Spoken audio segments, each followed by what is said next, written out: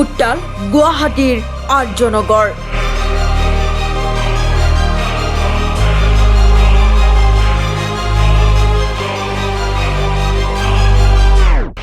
অসমীয়া গৌবেগ ধ্বনি দিয়াৰ পাছতে সৰব দল সংগঠন। আজি গুৱাহাটী মহানগৰীত যিটো দুৰ্ভাগ্যজনক ঘটনা সংঘটিত হ'ল, সঁচাকৈ আজি এজন অসমীয়া হিচাপে আমি অত্যন্ত দুখ প্ৰকাশ কৰিছোঁ।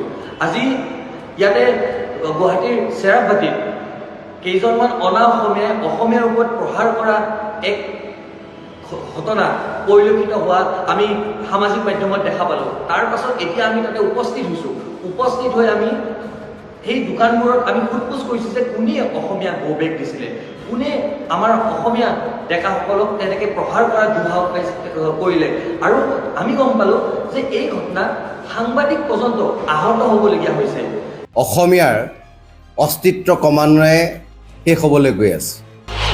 গাঞ্জাৰ বেহাৰ তথ্য সংগ্ৰহ কৰিবলৈ গৈ সংঘাত।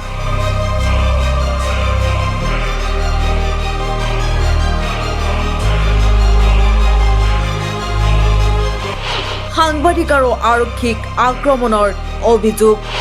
দোষীক গ্ৰেপ্তাৰৰ দাবীত প্ৰতিবাদ ৰাইজৰ।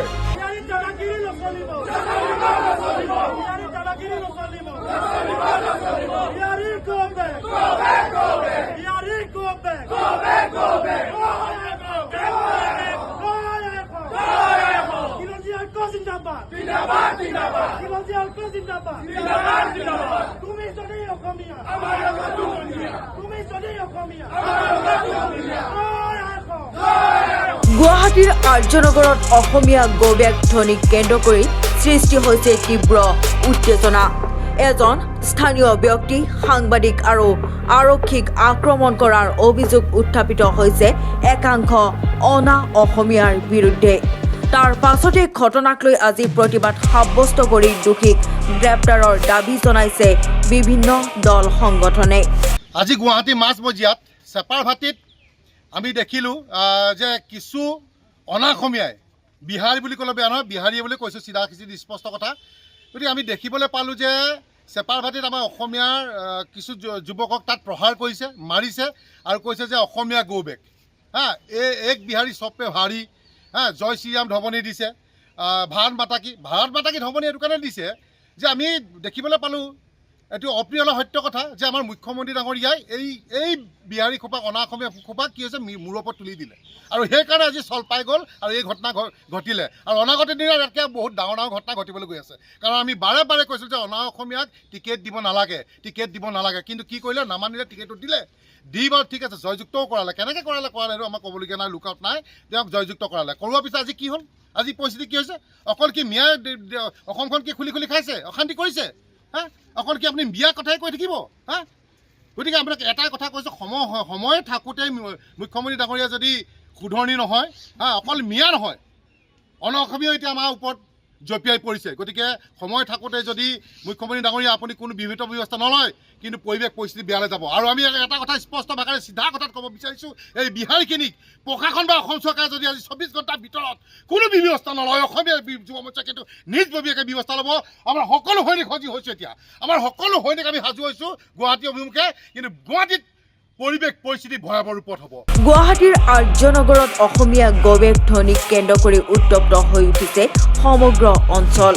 অসমত অনা অসমীয়াৰ মুখত অসমীয়া গৌবেগ ধ্বনি শুনি ক্ষুব্ধ হৈ পৰিছে স্থানীয় ৰাইজ আৰু বিভিন্ন জাতীয়তাবাদী সংগঠন। অভিযোগ অনুসৰি আৰ্যনগৰত দীৰ্ঘদিন ধৰি চলি থকা নিষিদ্ধ গাঞ্জাৰ বেহাৰ বিৰুদ্ধে মাত মাতিছিল জিতেন্দ্ৰ হালৈ নামৰ এজন ব্যক্তিয়ে। দেওবাৰে এজন সাংবাদিকক লগত লৈ ঘটনাস্থলীত উপস্থিত হৈ তথ্য সংগ্ৰহ কৰিবলৈ যাওঁতেই সংঘটিত হয় বিতৰ্কিত ঘটনা।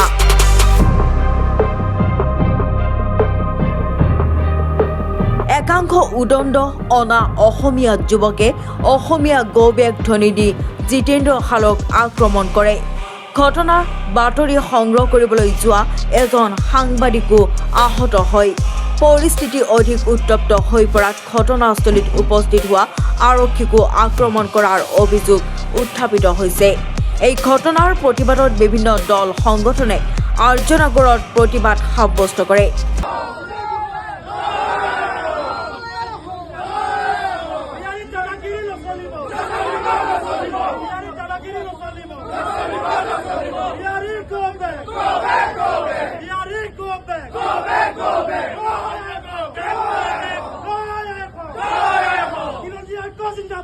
শিৱাজী আল্পা জিন্দাবাদ তুমি যদি অসমীয়া তুমি যদি অসমীয়া